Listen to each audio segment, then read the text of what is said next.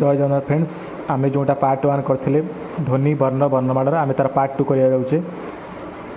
देखो 22 number question air उच्चारण कौटी कौन मिसिले ऐ हुए अयुक्त इ ऐर उच्चारण बुझीपार। और उच्चारण कौटी अयुक्त हर्षौ हर्षौ मिसिले औ हम। देखो जो वर्णगुड़िक स्वर वर्णर साहाय्य बिना उच्चारित हो पारती ना से कौ वर्ण कहुए स्वर वर्णर साहाय्य बिना उच्चारित हो पारती से कहुए व्यंजन वर्ण बुझीगला। 25 नंबर व्यंजन वर्ण केतोटी अच्छी 38 अच्छी 38 व्यंजन वर्णर उच्चारण केतोटी अच्छी 38 व्यंजन वर्णर 32 ध्वनि अच्छी बुझीपार। ध्वनि अच्छी क्यों वर्णगुड़िकर मौलिक ध्वनि में लुप्त निय ज स विसर्ग एगुरा सब समस्त मौलिक ध्वनि में लुप्त समस्त हम। 28 नंबर आंक भितर कौटा एक जुक्ताक्षर ग ए ध क्ष कौटा जुक्ताक्षर तुम जाच ओडिया क्ष को व्याकरणविद मैंने क्ष को जुक्ताक्षर मैंने भावी नहीं बुझीपार। व्यंजन वर्ण मान मध्य क ठार म पर्यंत 25 स्पर्श वर्ण कौन कहुए स्पर्श वर्ण कहुए बुझीपार। 30 नंबर स्पर्श वर्णर अन्य नाम कौन वर्गीय व्यंजन वर्गीय वर्ण कहुए स्पर्श वर्णर अन्य नाम बुझीपार। 31 नंबर क्वेश्चन कौन वर्गीय वर्ण केतोटी वर्गीय वर्ण तुम जाच स्पर्श वर्ण कहुए वर्गीय वर्ण 25 स्पर्श वर्ण बुझीपार। अवर्गीय व्यंजन केतोटी अवर्गीय व्यंजन हूँ 13टी बुझीपार। 33 नंबर ज ठारू चंद्रबिंदु पर्यंत वर्ण को कौन कहुए अवर्गीय व्यंजन वर्ण कहुए बुझीपार। 34 नंबर क वर्गर अन्य नाम कौन क वर्गर अन्य नाम हूँ कंठ्य वर्ण कचट तप बुझीपार। च वर्गर अन्य नाम कौन तालव्य कंठ्य तालव्य मूर्धन्य दंत्य उष्ट्य बुझीपार। ट वर्गर अन्य नाम कौन मूर्धन्य वर्ण त वर्गर अन्य नाम कौन दंत्य वर्ण। 38 नंबर प वर्गर अन्य नाम कौन उष्ठ्य वर्ण तालव्य वर्ण आंक भर कौटा तुम जान च छ ज झ नि बुझीपार। दंत्य वर्ण आंक भर कौटा त थ द ध न एटा सब दंत्य वर्ण बुझीगला। उष्ठ्य वर्ण कौटा प फ ब भ म उष्ठ्य वर्ण।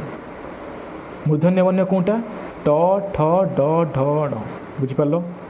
कंठ्य वर्ण कौटा क ख ग घ ङ कंठ्य वर्ण। दंत्य वर्ण कौटा त थ द ध न क्यों वर्ण अर्धस्वर नाम परिचित जानिच यहाँ अंतस्थ वर्ण कहुए अर्धस्वर बुझीपार। जो गुराक स्वर वर्ण आ व्यंजन वर्णर मध्यवर्ती वर्ण ताको कहुए अर्धस्वर अंतस्थ वर्ण अर्धस्वर कहुए। अंतस्थ वर्ण केउटी नुहे जर अंतस्थ हम ल ओ अंतस्थ हम यल अंतस्थ ये सब समस्त हूँ अंतस्थ वर्ण।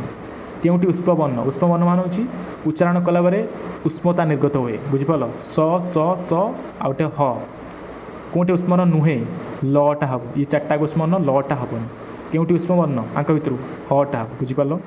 अजगभाव वर्ण को चिन्ह अजगभाव वर्ण को आश्रित वर्ण कहुए बुझीगला। एरा सब अजगभाव वर्ण चंद्रबिंदु अनुसार विसर्ग। उच्चारण क्षेत्र में जो वर्णगुड़िक स्वर और व्यंजन वर्णर मध्यवर्ती कौन कहुए एवं कही अर्धस्वर। 51 नंबर आश्रित वर्ण क्या कहती अजगभाव वर्ण को आश्रित वर्ण कहते। क्यों वर्णगुड़िक स्वर कि व्यंजन वर्णर आश्रय बिना उच्चारित हो पारती ना कौन कहुए अजगभाव वर्ण व आश्रित वर्ण। प्रत्येक वर्गर पंचवर्ण क्यों वर्ण कहुए अनुनासिक वर्ण निय न म तथा अनुसार चंद्रबिंदु जो 7टा अच्छी ये सब कौन अनुनासिक वर्ण हूँ 7टा अच्छी बुझीगला। कंठ तालव्य वर्ण क्योंटी ऐ आउ ए ऐ कंठस्थ वर्ण क्योंटी ओ औ दंतोष्ठ्य वर्ण कौटी औ अल्प प्राण व्यंजन कौटा क च ट त प अल्प प्राण व्यंजन। महाप्राण व्यंजन कौन ख छ ठ थ फ। अघोष व्यंजन कौटा स स आउट अच्छी ख छ ठ थ फ ये सब हूँ अघोष व्यंजन। सघोष व्यंजन कौटा आंक भर ज र ळ व एगुड़ा सब सघोष व्यंजन बुझीपार। प्रत्येक वर्गर क्यों वर्ण अल्पप्राण व्यंजन अटे प्रथम तृतीय पंचम। प्रत्येक वर्ग क्यों वर्ण महाप्राण व्यंजन अटे द्वितीय आउ चतुर्थ। प्रत्येक वर्गर क्यों वर्ण अघोष व्यंजन अटे प्रथम आउ द्वितीय। प्रत्येक वर्गर क्यों वर्ण सघोष व्यंजन अटे तृतीय चतुर्थ पंचम। क्यों जो वर्ण मान उच्चारण अल्पप्राण निर्गत हुए से क्यों वर्ण अल्पप्राण व्यंजन। ऑब्वियसली जो वर्ण मान उच्चारण में महाप्राण निर्गत हुए से क्यों वर्ण व्यंजन वर्ण महाप्राण व्यंजन। जो वर्ण मान उच्चारण स्वरतंत्री कंपित हो न थाए से कौन अघोष व्यंजन बुझीपार। स्वरतंत्री कंपित हेनी स स स। जो वर्ण मान उच्चारण स्वरतंत्री कंपित होता है से क्यों वर्ण सघोष व्यंजन। क्यों वर्णर शब्दर प्रथम अक्षर होते जो उच्चारण करते भिन्न उच्चारण कौटा हम यहाँ हम ड आउट हूँ ढ बुझिपाल आउ जो क्वेश्चन रहा नेक्स्ट वीडियो नहीं आसबि जदि सेसन को जदि ये वीडियो को अधिक मात्रा भल पाइल ताला आउ सेसन एमसीक्यू वाला एमती एमसीक्यू चाहूँ सेसन को शेयर करो लाइक करो नेक्स्ट पार्ट रे आर आहरी क्वेश्चन अच्छी नहीं आस थैंक यू।